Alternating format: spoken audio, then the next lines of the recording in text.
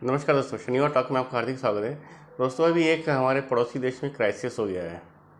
सरकार का तख्ता पलट किया गया है, तो वो पॉलिटिकल बातें उस पर अपन नहीं जाएंगे। बट एक अच्छी खासी अपॉर्चुनिटी हमारे देश को आ गई है इस क्राइसिस में।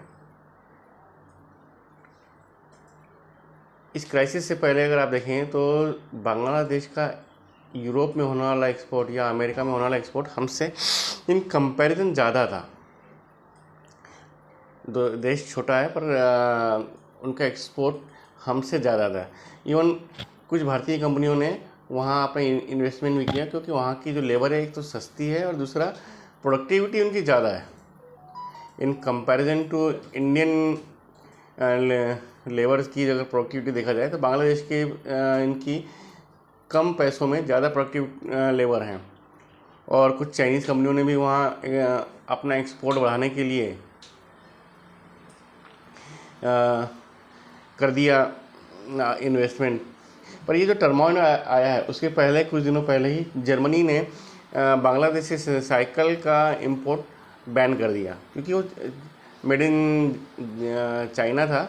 यहाँ सिर्फ अपना लेबल लगा के वो भेज रहे थे यूरोप में और ख़ासकर जर्मनी में। तो लोगों की रडार पे तो थे ही कि they are importing goods from China. SKD form में आ रहा है और यहाँ पे अपना लोगो लगाया ब्रांडिंग की, सीकेडी में यूरोप और अमेरिका को भेज दिया। बट अब ये जो टर्मोइल आया है, इस टर्मोइल की वजह से वहाँ पे जो एक्सपोर्ट था वो ऑलमोस्ट स्टैंड स्टिल पोजिशन पे पहुँच गया है, और ये कब तक रहेगा ये पता नहीं है। तो ये अच्छी अपॉर्चुनिटी है कि अभी हमने एक यूरोपियन कंट्रीज़ के 1500 प्रोडक्ट को बैन किया इंपोर्ट करने के लिए। दे आर बहुत ही ज़्यादा वो इम्पेशेंट है हमसे बातचीत करने के लिए, एफटीए के लिए और बाकी चीज़ों के लिए, क्योंकि उनके एक बड़ा मार्केट यूरोप का हमने ख़त्म किया। तो उन्होंने जो कोटा सिस्टम और ये सब लगा के हमारा इंपोर्ट रिस्ट्रिक्ट कर रहे हैं, इसको ख़त्म करवाया जा सकता है।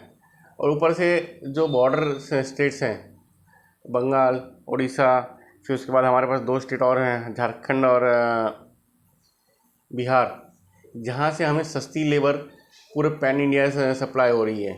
तो अगर वहाँ पे जिन भारतीय कंपनियों ने इन्वेस्टमेंट किया, अगर उनको उठा के अगर कन्विंस करके हम इन चारों राज्यों में ले आएँ तो प्रोडक्टिव लेबर, सस्ती लेबर उनको भी मिल सकती है।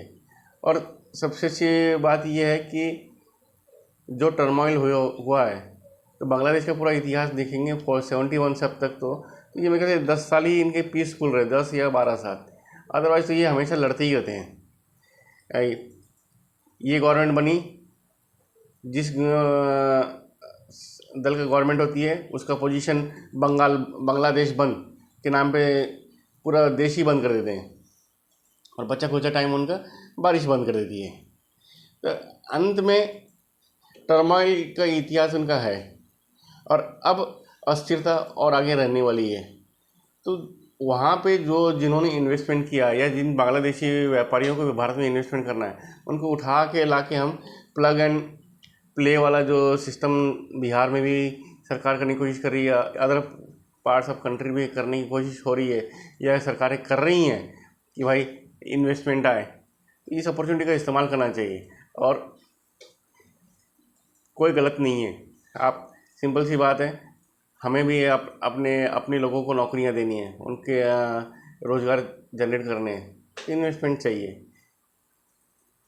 तो इसका अगर इस्तेमाल करें तो हम मार्केट ना सिर्फ एक्सपांड कर सकते हैं बल्कि इन्वेस्टमेंट भी ला सकते हैं, और हमारे यहाँ डायरेक्ट और इनडायरेक्ट जॉब्स क्रिएट कर सकते हैं।